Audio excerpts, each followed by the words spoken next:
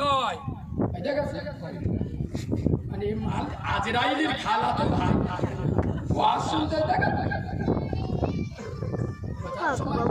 আমি রোজায় দাওয়াত নিই না, বিশ্বাস করে।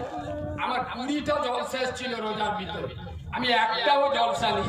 শুধু আমার দাদা পীরের আওলাদ ফোন করেছে, আমি আমার দাদা পীরের রক্তর দিকে তাকিয়ে আমার বিরাট কষ্ট হয় রোজার সময়। 2-4টে জলসা নিচ্ছি রাত্রেবেলা। আর একটু বলবো না, ছেড়ে দেবো? অসুবিধা হচ্ছে? এবার অসুবিধা হচ্ছে?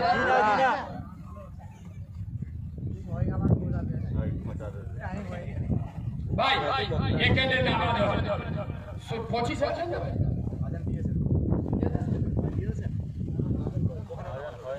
হয়নি তো দেবে, তাই তো এখন দেবে 25 মিনিট 25 পরে।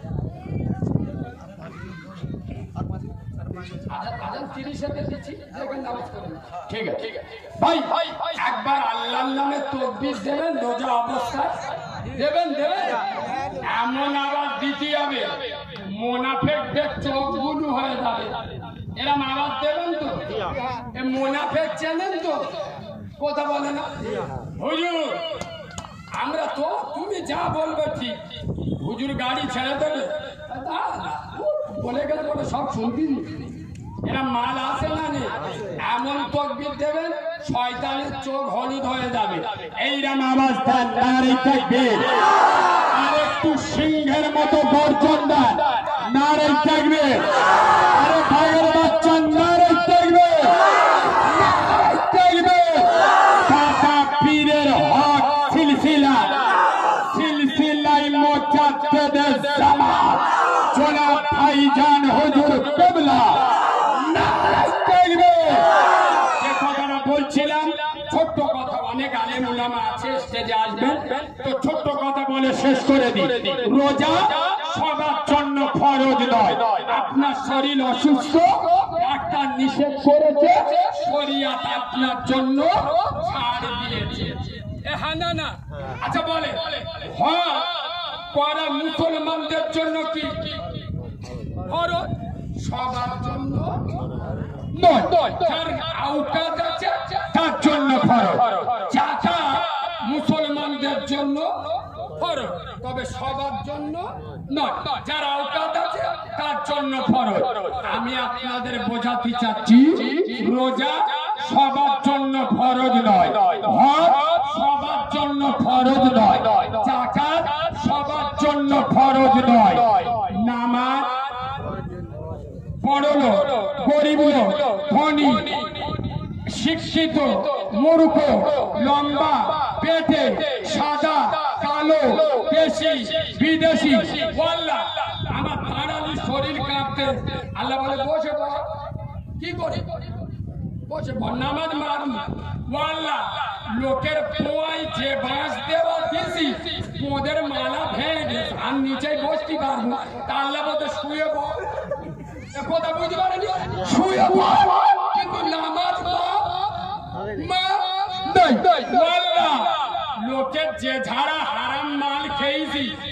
এখানে ছোট্ট নোটটা বলবো, আমার স্বভাব, আমি তো চুমো খাওয়া হুজুর নয়। আমি যেখানে ওয়াজ করতে যাবো 10 জন যদি আমার নাম নিয়ে সমালোচনা না করে আমি কিসের বক্তা? সবাই যদি বলে এসে পাগলা করে চলে গেল, ও বক্তা না তোক্তা। মাগরিবের পরে আমার কথা নিয়ে আলোচনা হবে, মালাটা এসে যায়, সেরকম কথা বলে যাবো। এক ছোট্ট করে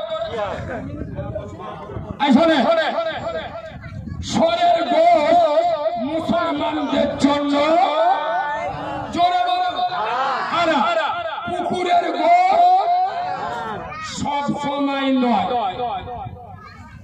এদের চোখ উলু হয়ে যায়, বলে কিরা হুজুর ধরে দিয়ে মুখির পাটা বলে সরের গোশ পুকুরের গোশ সব সময় হারাম নয়।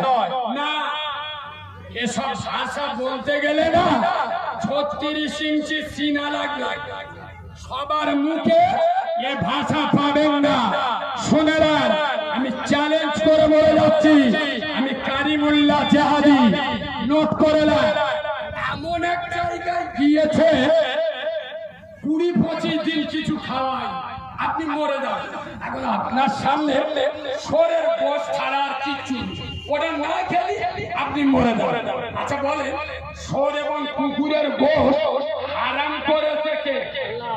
কথা বলে না, সেই আল্লাহ বলছে জান বাঁচানোর জন্য যে আল্লাহ আমি হারাম করেছিলাম সেই আল্লাহ ওই পরিস্থিতিতে ওই টাইমে হারামটা তুলে নিলাম, হালালটা বসিয়ে দিলাম। কিছু বুঝতে পারলেন? হারাম তুলে দিলাম, হালাল বসিয়ে দিলাম।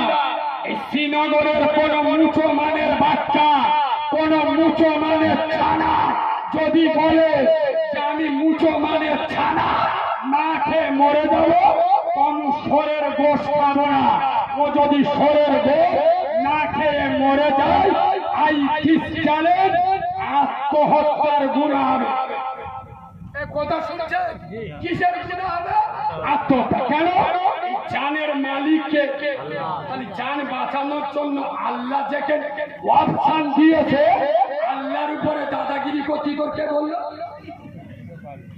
মালগুলো সব ফেরেশতা বসে বসে, সব জিবরাইলের খালাতো ভাই, এরা শুধু ওয়াজ শুনে রেখেছে।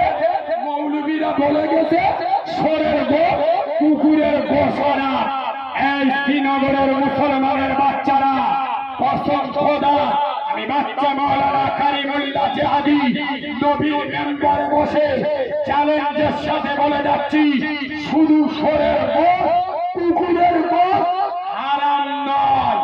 সুদের টাকা দিয়ে, বন্ধন লোনের টাকা দিয়ে, গ্রুপ লোনের টাকা দিয়ে, ইয়েতিমের হক মেরে, চটপাটের টাকা ঝেড়ে, অনাথের অধিকার মেরে, আবাস যোজনার ঘর মেরে, বাংলার হক মেরে, ওই হারাম পয়সা দিয়ে গরুর গোশত, খাসির গোশত, ছাগলের গোশত দেওয়া হারাম।